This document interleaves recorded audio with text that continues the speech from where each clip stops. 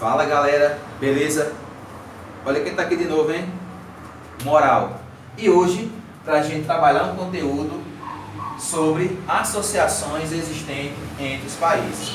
A gente vive hoje uma economia altamente competitiva, um cenário de globalização, de grande concorrência entre as principais potências econômicas do cenário mundial. Então, esses países, para garantir seus interesses econômicos, eles se unem em associações informais, apenas na intenção de garantir seus interesses econômicos dentro dessa economia altamente competitiva e globalizada, que é o cenário que vivenciamos nos dias atuais, certo? Então, entre essas associações informais, eu posso destacar algumas: G8, G20 e o G77. G8, G20 e o G77 são associações entre países, certo? Existentes, onde esses países se unem para garantir e discutir seus interesses econômicos.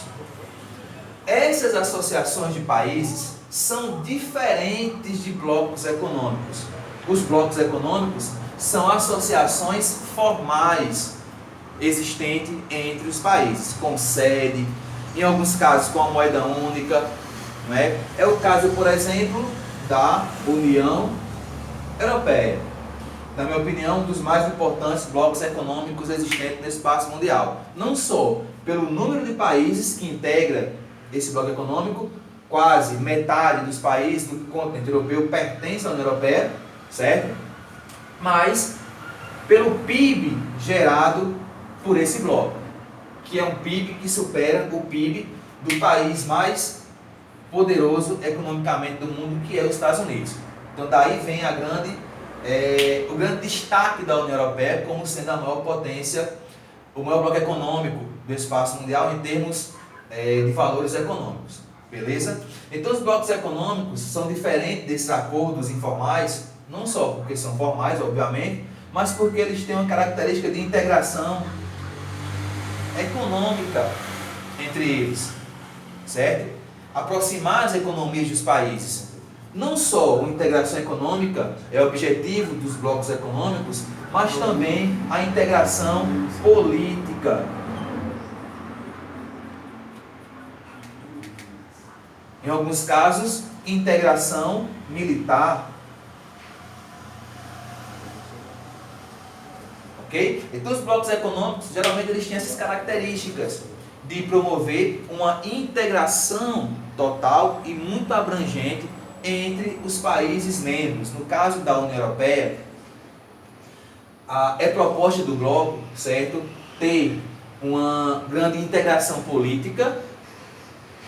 Tem a questão da União Europeia utilizar uma só moeda, no caso, o euro. Então isso mostra aí uma grande característica de integração, onde todos os países, melhor dizendo, onde a grande parte dos países utiliza a mesma moeda, o euro. E tem também uma proposta da União Europeia de criar um único sistema de defesa, certo? Para defender todos os países integrantes do bloco. As associações tipo G8, G20 e o G77 têm uma característica um pouco diferente, certo? São apenas associações onde os países integrantes vão defender seus interesses. Não há a intenção de integrar as economias, mas sim de garantir os interesses econômicos de cada um dos seus membros. Por exemplo, o G8, na minha opinião, talvez seja o mais importante de todos. É composto pelas 7 principais economias industrializadas do espaço mundial, mais, vou colocar aqui um sinal de mais, a Rússia, certo? São as 7 principais economias industrializadas do mundo, mais a Rússia. São elas: a Alemanha, principal potência econômica e industrializada da Europa e a 4ª potência mundial; o Canadá, Estados Unidos, França, Itália, Japão, Reino Unido, isso é interessante, Reino Unido e a Rússia. Professor, por que a Rússia está em destaque, diferente dos demais países? Primeiro, porque a Rússia não é uma potência industrializada e porque ela está presente ali. Porque a Rússia, ela foi aceita, foi o último país a ser aceito no G8. Ela entrou em 1998 e ela entrou não por ser um país industrializado, de destaque mundial, mas sim pelo seu poder bélico, por ser a principal herdeira da antiga União Soviética, certo? Então a Rússia foi aceita no G8, ok? De acordo com o seu poder bélico militar, ok? Até aí, então a gente pode dizer que o G8 contempla as 7 principais economias industrializadas do espaço mundial, mais a Rússia, por ser a principal herdeira da antiga União Soviética. Ok, até aí, joinha, beleza. O G8, quando se reúne, esse grupo de países, quando vão se reunir para discutir os assuntos e garantir seus interesses, eles estabelecem diretrizes econômicas, políticas e sociais, certo? Que vão influenciar a economia de todo o espaço mundial. Então, as decisões tomadas pelo G8 exercem influência em todo o espaço mundial. Ok? Até aí, joinha, moral, vem pra cá. Em 2015, a Rússia, ela foi suspensa do G8, certo? Ela foi proibida de participar das reuniões, dos encontros do G8.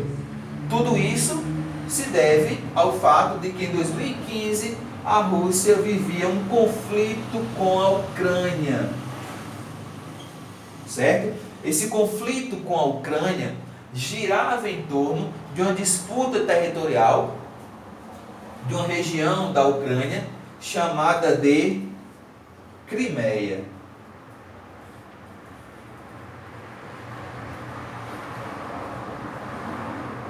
Certo? Chamada de Crimeia, ok? Então, a Rússia vivia um conflito, uma disputa territorial sobre o controle dessa região da Ucrânia, chamada de Crimeia. É interessante que essa é uma região que pertence à Ucrânia, só que ela não é habitada totalmente por ucranianos, mas sim por russos. E a Rússia, sendo uma grande exportadora de gás natural, também de petróleo, fornecendo a todo o continente europeu, principalmente o gás natural, ela escoava esse gás justamente pela Ucrânia, passando pela região da Crimeia. Então é muito interessante a Rússia que a Crimeia deixasse de pertencer à Ucrânia e fosse integrada à Rússia, porque isso iria favorecer o escoamento de petróleo russo para o continente europeu. Até 2017, a Rússia continuava suspensa dos encontros do G8. Até aqui, ok? Beleza? Vamos dar uma pausa agora. Eu volto em seguida com a continuação desse assunto, explicando sobre o G20. Beleza? Fala, galera.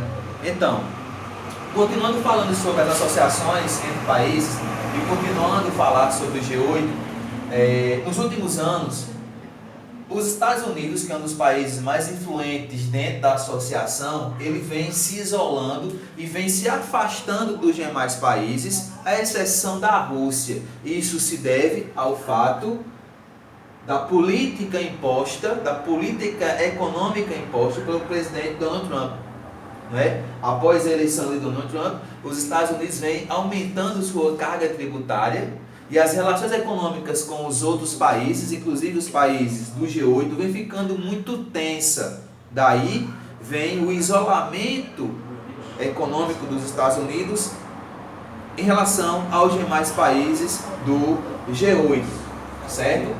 O G8, recentemente, ou de alguns anos para cá, melhor dizendo, vem buscando uma aproximação econômica com os países emergentes, visto que os países emergentes representam hoje grande parte da economia mundial.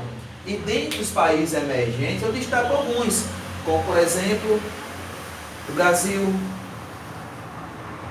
a própria Rússia, a Índia, a China e mais recentemente a África do Sul, certo? Então o BRICS representa aí um grupo de países que, segundo os estudiosos, são os países mais emergentes no espaço mundial na atualidade e que poderão no futuro se tornar as principais potências do cenário mundial. Porque até aí, o G20, certo? O G20 também é uma associação informal entre os países.